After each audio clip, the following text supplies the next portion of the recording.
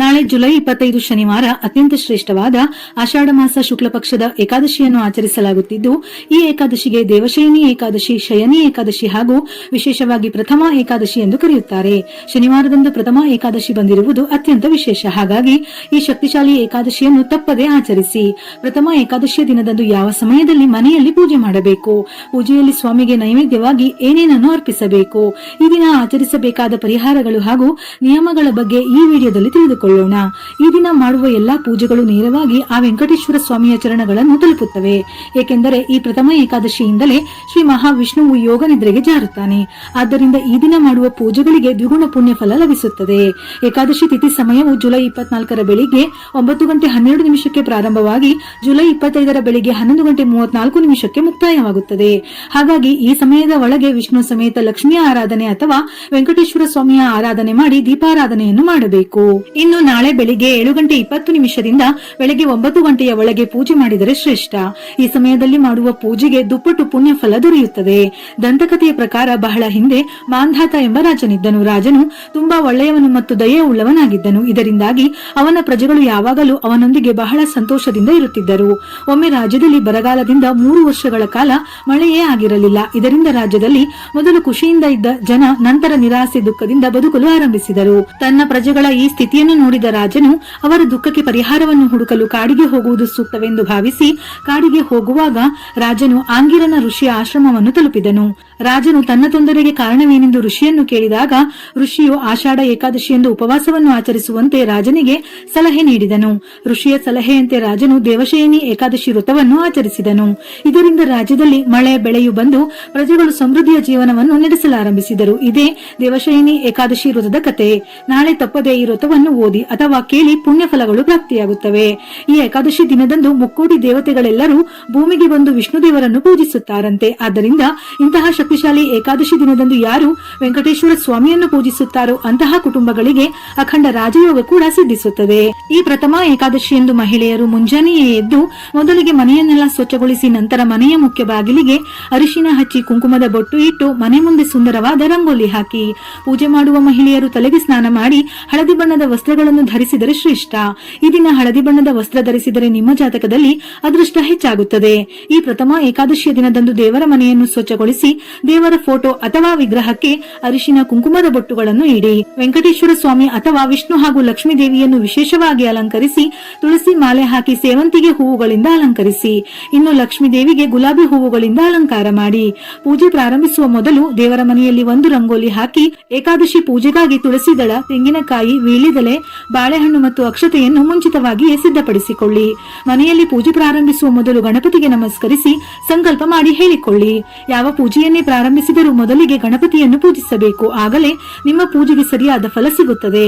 ಈ ಏಕಾದಶಿಯ ದಿನದಂದು ತಪ್ಪದೆ ಹಿಟ್ಟಿನ ದೀಪಗಳನ್ನು ಬೆಳಗಿಸಿ. ಅಕ್ಕಿ ಹಿಟ್ಟಿಗೆ ಹಸಿ ಹಾಲು, ಸ್ವಲ್ಪ ಬೆಲ್ಲ ಹಾಗೂ ಅರಿಶಿನವನ್ನು ಸೇರಿಸಿ ಹಾಲಿನಲ್ಲಿಯೇ 2 ದೀಪವನ್ನು ತಯಾರಿಸಿ ವೀಳ್ಯದೆಲೆಯ ಮೇಲೆ ದೀಪವನ್ನು ಇಟ್ಟು ಪ್ರತಿಯೊಂದು ದೀಪದಲ್ಲೂ 5 ಬತ್ತಿಗಳನ್ನು ಸೇರಿಸಿ ಹಸುವಿನ ತುಪ್ಪ ಅಥವಾ ಎಳ್ಳಿನ ಎಣ್ಣೆ ಹಾಕಿ ದೀಪ ಬೆಳಗಿಸಿ.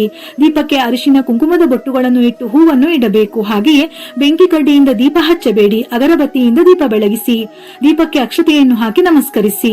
ಇನ್ನು ನಾಳೆಯ ದಿನ ನೈವೇದ್ಯವಾಗಿ ಬೆಲ್ಲದ ಪಾನಕ, ಬಾಳೆಹಣ್ಣು ಅಥವಾ ಪಂಚಾಮೃತ, ಹಸಿ ಹಾಲನ್ನು ಸಮರ್ಪಿಸಿ. ಆದರೆ ಯಾವುದೇ ನೈವೇದ್ಯ ಮಾಡಿದರೂ ಆ ನೈವೇದ್ಯಕ್ಕೆ ತಪ್ಪದೆ ತುಳಸಿ ದಳವನ್ನು ಸೇರಿಸಿ. ಈ ರೀತಿಯಾಗಿ ದೇವರನ್ನು ಪೂಜಿಸುತ್ತಾ ವಿಷ್ಣು ಸಹಸ್ರನಾಮವನ್ನು ಜಪಿಸಿ. ಪ್ರಥಮ ಏಕಾದಶಿ ದಿನದಂದು ವಿಷ್ಣು ಸಹಸ್ರನಾಮ ಪಠಿಸಿದರೆ ಮಹಾಶ್ರೇಯಸ್ಸು ಉಂಟಾಗುತ್ತದೆ. ಅಥವಾ ಗೋವಿಂದ ನಾಮಗಳನ್ನು ಜಪಿಸಿ. ಇದನ್ನು ಜಪಿಸಲು ಸಾಧ್ಯವಾಗದವರು ಓಂ ನಮೋ ಭಗವತೆ ವಾಸುದೇವಾಯ ಎಂಬ ಮಂತ್ರವನ್ನು 108 ಬಾರಿ ಜಪಿಸಿ. ಈ ಸಣ್ಣ ಮಂತ್ರಕ್ಕೆ ಅತ್ಯಂತ ವಿಶೇಷವಾದ ಶಕ್ತಿ ಇದೆ. ಪೂಜೆಯ ಕೊನೆಯಲ್ಲಿ ವೆಂಕಟೇಶ್ವರ ಸ್ವಾಮಿಗೆ ಪಚ್ಚ ಕರ್ಪೂರದಿಂದ ಆರತಿ ಸಮರ್ಪಿಸಿ. ಹಾಗೆಯೇ 1 ತೆಂಗಿನಕಾಯಿ ಒಡೆದು 3 ಪ್ರದಕ್ಷಿಣೆ ಹಾಕಿ ನಮಸ್ಕರಿಸಿ. ಈ ರೀತಿಯಾಗಿ ಪ್ರಥಮ ಏಕಾದಶಿಯಂದು ಅತ್ಯಂತ ಸುಲಭವಾಗಿ ನಿಮ್ಮ ಮನೆಯಲ್ಲೇ ಏಕಾದಶಿ ಪೂಜೆಯನ್ನು ಮಾಡಿ ದೇವರ ಅನುಗ್ರಹವನ್ನು ಪಡೆಯಿರಿ. ಮನೆಯಲ್ಲಿ ಪೂಜೆ ಮುಗಿದ ನಂತರ ನಿಮ್ಮ ಮನೆಯ ಹತ್ತಿರ ಇರುವ ವೆಂಕಟೇಶ್ವರ ಸ್ವಾಮಿ ದೇವಾಲಯಕ್ಕೆ ಹೋಗಿ. ಈ ದಿನದಂದು ದೇವಾಲಯಕ್ಕೆ ಹೋದರೆ ತುಂಬಾ ಒಳ್ಳೆಯದು. ವಿಶೇಷವಾಗಿ ಈ ಪ್ರಥಮ ಏಕಾದಶಿಯಂದು ವೆಂಕಟೇಶ್ವರ ಸ್ವಾಮಿ ದೇವಾಲಯಕ್ಕೆ ಹೋಗುವಾಗ ಸ್ವಾಮಿಗೆ ಹಳದಿ ಬಣ್ಣದ ವಸ್ತ್ರ, ತುಳಸಿ ಮಾಲೆಯನ್ನು ತೆಗೆದುಕೊಂಡು ಹೋಗಿ ಸಮರ್ಪಿಸಿ. ಇದರಿಂದ ನಿಮ್ಮ ಇಡೀ ಕುಟುಂಬಕ್ಕೆ ಒಳಿತಾಗುತ್ತದೆ. ಹಾಗೆಯೇ ದೇವಾಲಯದಲ್ಲಿರುವ ಧ್ವಜಸ್ತಂಭದ ಬಳಿ ದೀಪಗಳನ್ನು ಬೆಳಗಿಸಿ. ಈ ದಿನ ವಿಷ್ಣುವಿಗೆ ಕೇಸರಿ ಮಿಶ್ರಿತ ಹಾಲಿನ ಅಭಿಷೇಕ ಮಾಡಬೇಕು. ಇಲ್ಲವಾದರೆ ನೈವೇದ್ಯ ಮಾಡಬೇಕು. ಇದರಿಂದ ಭಗವಾನ್ ವಿಷ್ಣುವು ಪ್ರಸನ್ನನಾಗುತ್ತಾನೆ. ಹಣಕ್ಕೆ ಸಂಬಂಧಿಸಿದ ಸಮಸ್ಯೆಗಳನ್ನು ನಿವಾರಿಸಿ ಸಂಪತ್ತು ವೃದ್ಧಿಯಾಗುತ್ತದೆ. ಇನ್ನು ಈ ಪ್ರಥಮ ಏಕಾದಶಿಯ ಏಕಾದಶಿಯ ದಿನದಂದು ಪ್ರತಿಯೊಬ್ಬರೂ ಖಂಡಿತವಾಗಿಯೂ ಉಪವಾಸ ಇರಬೇಕು. ಈ ಏಕಾದಶಿಯ ದಿನದಂದು ಅಕ್ಕಿಯಿಂದ ಮಾಡಿದ ಆಹಾರ ಪದಾರ್ಥಗಳನ್ನು ಸೇವಿಸಬಾರದು. ಅದರ ಬದಲಾಗಿ ಹಾಲು, ಹಣ್ಣು, ಗೋಧಿ ರವೆ, ಚಪಾತಿಯಂತಹ ಆಹಾರವನ್ನು ಸೇವಿಸಬಹುದು. ಹಾಗೆಯೇ ಈ ದಿನದಂದು ತಪ್ಪದೆ ನಿಮ್ಮ ಇಡೀ ಮನೆಯಲ್ಲಿ ಸಾಂಬ್ರಾಣಿ ಧೂಪ ಹಾಕಿ. ಹೀಗೆ ಮಾಡುವುದರಿಂದ ನಿಮ್ಮ ಮನೆಯಲ್ಲಿರುವ ದುಷ್ಟಶಕ್ತಿಗಳು ನಾಶವಾಗಿ ಪಾಸಿಟಿವ್ ಎನರ್ಜಿ ಪ್ರವೇಶಿಸುತ್ತದೆ. ಈ ಪ್ರಥಮ ಏಕಾದಶಿಯ ದಿನದಂದು ಏನೇ ಮಾಡಿದರೂ ಮಾಡದಿದ್ದರೂ ತುಳಸಿಯನ್ನು ಮಾತ್ರ ತಪ್ಪದೆ ಪೂಜಿಸಿ. ಈ ಒಂದು ದಿನ ಮಾಡುವ ತುಳಸಿ ಪೂಜೆಯಿಂದ ಅಪಾರವಾದ ಐಶ್ವರ್ಯ ಒಲಿದು ಬರುತ್ತದೆ. ಹಾಗಾಗಿ ತುಳಸಿ ಕಟ್ಟೆಗೆ ಅರಿಶಿನ ಹಚ್ಚಿ ಕುಂಕುಮದ ಬೊಟ್ಟು ಇಟ್ಟು ತುಳಸಿಯ ಮುಂದೆ ರಂಗೋಲಿ ಹಾಕಿ ತುಪ್ಪದ ದೀಪ ಬೆಳಗಿಸಿ ಪ್ರದಕ್ಷಿಣೆ ಹಾಕಿ. ಇದರಿಂದ ಅಖಂಡ ಐಶ್ವರ್ಯದ ಜೊತೆಗೆ ನಿಮ್ಮ ಮನಸ್ಸಿನ ಕೋರಿಕೆಗಳೆಲ್ಲವೂ ಈಡೇರುತ್ತದೆ. ಹಾಗೆಯೇ ಈ ದಿನದಂದು ತಪ್ಪದೆ ಅರಳಿ ಮರವನ್ನು ಕೂಡ ಪೂಜಿಸಿ. ಏಕೆಂದರೆ ಅರಳಿ ಮರದಲ್ಲಿ ತ್ರಿಮೂರ್ತಿಗಳು ನೆಲೆಸಿರುತ್ತಾರೆ. ಇನ್ನು ಶನಿವಾರದಂದು ಬಂದಿರುವ ಪ್ರಥಮ ಏಕಾದಶಿಯಂದು ಅರಳಿ ಮರವನ್ನು ಪೂಜಿಸಿದರೆ ನೀವು ಮುಟ್ಟಿದ್ದೆಲ್ಲ ಚಿನ್ನವಾಗುತ್ತದೆ. ಈ ದಿನದಂದು ಅರಳಿ ಮರವನ್ನು ಮುಟ್ಟಿದರೆ ಸಾಕು, ಭೋಗ ಭಾಗ್ಯಗಳು ತಕ್ಷಣವೇ ಹುಡುಕಿಕೊಂಡು ಬರುತ್ತವೆ. ಆದ್ದರಿಂದ ನಿಮ್ಮ ಹತ್ತಿರ ಇರುವ ಅರಳಿ ಮರದ ಬಳಿ ಹೋಗಿ ನೀರನ್ನು ಅರ್ಪಿಸಿ ಎಳ್ಳಿನ ಎಣ್ಣೆಯಿಂದ ಒಂದು ದೀಪ ಹಚ್ಚಿ ಪ್ರದಕ್ಷಿಣೆ ಹಾಕಿ. ಇದರಿಂದ ನಿಮ್ಮ ಜಾತಕದಲ್ಲಿರುವ ಅಷ್ಟದರಿದ್ರಗಳು, ಅಷ್ಟಮ ಶನಿ ದೋಷಗಳು ಸಂಪೂರ್ಣವಾಗಿ ನಿವಾರಣೆಯಾಗಿ ಅಷ್ಟೈಶ್ವರ್ಯಗಳು ಪ್ರಾಪ್ತಿಯಾಗುತ್ತವೆ. ಇನ್ನು ನಾಳೆಯಿಂದ ಚಾತುರ್ಮಾಸ ಆರಂಭವಾಗುತ್ತದೆ ಎಂದು ಹೇಳುತ್ತಾರೆ. ಆದ್ದರಿಂದ ಅರಳಿ ಮರದ ಪೂಜೆಯು ಶನಿ ದೋಷ ನಿವಾರಣೆಗೆ ಅತ್ಯಂತ ಶ್ರೇಷ್ಠ. ನಾಳೆ ಸಂಜೆಯ ವೇಳೆ ತಪ್ಪದೆ ಮನೆಯ ಮುಂದೆ 2 ದೀಪಗಳನ್ನು ಬೆಳಗಿಸಿ. ಯಾವ ಮನೆಯ ಮುಂದೆ ದೀಪಗಳು ಬೆಳಗುತ್ತಿರುತ್ತವೆಯೋ ಅಂತಹ ಮನೆಗೆ ಧನಲಕ್ಷ್ಮಿ ದೇವಿ ತಕ್ಷಣವೇ ಹೆಜ್ಜೆ ಇಡುತ್ತಾಳೆ. ಹಾಗೆಯೇ ಈ ಏಕಾದಶಿಯ ದಿನದಂದು ಮನೆಯ ಮುಖ್ಯ ದ್ವಾರಕ್ಕೆ ಮಾವಿನ ಎಲೆಯ ತೋರಣಗಳನ್ನು ಕಟ್ಟಿ. ಇದರಿಂದ ಮಹಾಲಕ್ಷ್ಮಿಯ ಅನುಗ್ರಹ ನಿಮ್ಮ ಮನೆಯ ಮೇಲೆ ಸದಾ ಇರುತ್ತದೆ. ಇದರ ಜೊತೆಯಲ್ಲಿ ನಾಳೆ ಮನೆಯ ಮುಂದೆ ಸ್ವಸ್ತಿಕ್ ಗುರುತನ್ನು ಹಾಕಿ. ನಿಮ್ಮ ಮನೆಯನ್ನು ನಿಮ್ಮ ಕುಟುಂಬದ ದೇವತೆಗಳು ಸದಾ ರಕ್ಷಿಸುತ್ತಿರುತ್ತಾರೆ. ಹಾಗೆಯೇ ಈ ದಿನದಂದು ಗೋಪೂಜೆ ಮಾಡಿದರೆ ಅತ್ಯಂತ ಶ್ರೇಷ್ಠ. ಹಸುವಿನ ಪ್ರತಿಯೊಂದು ಶರೀರದ ಭಾಗದಲ್ಲೂ ದೇವತೆಗಳು ನೆಲೆಸಿರುತ್ತಾರೆ. ಗೋಮಾತೆಯಲ್ಲಿ ಮುಕ್ಕೋಟಿ ದೇವತೆಗಳು ವಾಸವಾಗಿರುತ್ತಾರೆ. ಹಾಗಾಗಿ ಈ ಏಕಾದಶಿಯ ದಿನದಂದು ಗೋಮಾತೆಗೆ ನಮಸ್ಕರಿಸಿ ಬಾಳೆಹಣ್ಣು ತಿನ್ನಿಸಿ ಪ್ರದಕ್ಷಿಣೆ ಹಾಕಿ. ಮುಕ್ಕೋಟಿ ದೇವತೆಗಳ ಅನುಗ್ರಹದಿಂದ ನಿಮ್ಮ ಕಷ್ಟಗಳೆಲ್ಲವೂ ತಕ್ಷಣವೇ ತೀರಿ ನಿಮಗೆ ನಿಮ್ಮ ಮನೆಗೆ ಒಳ್ಳೆಯ ದಿನಗಳು ಪ್ರಾರಂಭವಾಗುತ್ತವೆ.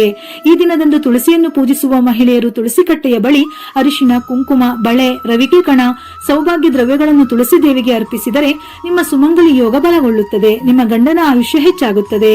ಇನ್ನು ಅತಿಯಾದ ಹಣದ ಸಮಸ್ಯೆ, ಸಾಲದ ಬಾಧೆಯಿಂದ ಬಳಲುತ್ತಿರುವವರು ಈ ಪ್ರಥಮ ಏಕಾದಶಿಯ ದಿನದಂದು ಮನೆಯಲ್ಲಿ ಪೂಜೆ ಮಾಡುವಾಗ ಒಂದು ವೀಳ್ಯದೆಲೆಯ ಮೇಲೆ ಶ್ರೀಗಂಧದಿಂದ ಓಂ ವಿಷ್ಣುವೇ ನಮಃ ಎಂದು ಬರೆದು ನಿಮ್ಮ ದೇವರ ಮನೆಯಲ್ಲಿಟ್ಟು ಪೂಜಿಸಿ. ಪೂಜೆ ಮುಗಿದ ನಂತರ ಈ ವೀಳ್ಯದೆಲೆಯನ್ನು ನಿಮ್ಮ ಬೀರುವಿನಲ್ಲಿ ಇಟ್ಟುಕೊಳ್ಳಿ. ಆರ್ಥಿಕ ತೊಂದರೆಗಳು, ಸಾಲದ ಬಾಧೆಗಳೆಲ್ಲವೂ ಕ್ರಮೇಣವಾಗಿ ನಿವಾರಣೆಯಾಗುತ್ತದೆ. ಹಾಗೆಯೇ ಈ ದಿನ ಮಾಡುವ ದಾನ ಧರ್ಮಗಳಿಗೆ ವಿಶೇಷವಾದ ಪುಣ್ಯ ಫಲ ಲಭಿಸುತ್ತದೆ. ಬಡವರಿಗೆ ಅನ್ನದಾನ ಮಾಡುವುದರಿಂದ ಸಕಲ ಪಾಪಗಳು ನಾಶವಾಗಿ ಮೋಕ್ಷ ಪ್ರಾಪ್ತಿಯಾಗುತ್ತದೆ. ಇನ್ನು ನಿಮ್ಮ ಮನೆಗೆ ಅತಿಯಾದ ನರದೃಷ್ಟಿ ಇದ್ದರೆ ಮನೆಯ ಮುಖ್ಯ ಬಾಗಿಲಿಗೆ ಕಲ್ಲುಪ್ಪಿನ ಮೂಟೆಯನ್ನು ಕಟ್ಟಿ. ಭಯಾನಕ ದೃಷ್ಟಿ ದೋಷಗಳು ನಿವಾರಣೆಯಾಗಿ ನಿಮ್ಮ ಕುಟುಂಬದಲ್ಲಿ ಸುಖ ಸಂತೋಷಗಳು ಪ್ರಾರಂಭವಾಗುತ್ತವೆ. ಈ ದಿನ ಜಲದಾನ ಅಥವಾ ಛತ್ರಿ ದಾನ ಮಾಡುವುದು ಕೂಡ ಅತ್ಯಂತ ಪುಣ್ಯದಾಯಕ. ಇನ್ನು ಏಕಾದಶಿಯ ದಿನದಂದು ದಂಪತಿಗಳು ಕಡ್ಡಾಯವಾಗಿ ಬ್ರಹ್ಮಚರ್ಯವನ್ನು ಪಾಲಿಸಬೇಕು. ಹಾಗೆಯೇ ಈ ದಿನದಂದು ಮಾಂಸಾಹಾರ, ಈರುಳ್ಳಿ, ಬೆಳ್ಳುಳ್ಳಿಯನ್ನು ಸಂಪೂರ್ಣವಾಗಿ ತ್ಯಜಿಸಬೇಕು. ಹಾಗೆಯೇ ನಾಳೆಯ ದಿನ ಕೂದಲು ಉಗುರು ಕತ್ತರಿಸುವುದನ್ನು ಮಾಡಬಾರದು. ಇಂತಹ ಸಣ್ಣ ಸಣ್ಣ ನಿಯಮಗಳನ್ನು ಪಾಲಿಸುತ್ತಾ ಏಕಾದಶಿ ವ್ರತವನ್ನು ಆಚರಿಸಿದರೆ ವಿಷ್ಣು ಸಮೇತ ಲಕ್ಷ್ಮಿಯ ಆಶೀರ್ವಾದದ ಜೊತೆ ಸುಖ ಸಂತೋಷ ಲಭಿಸುತ್ತದೆ. ವಿಡಿಯೋ ಇಷ್ಟ ಆಗಿದ್ದಲ್ಲಿ ಮರೆಯದೆ ಲೈಕ್ ಕೊಟ್ಟು ನಿಮ್ಮವರಿಗೆ ಶೇರ್ ಮಾಡಿ. ಇದೇ ರೀತಿಯ ಮನಮುಟ್ಟುವ ಉಪಯುಕ್ತ ಮಾಹಿತಿಗಳಿಗಾಗಿ ಮತ್ತೆ ಭೇಟಿಯಾಗೋಣ.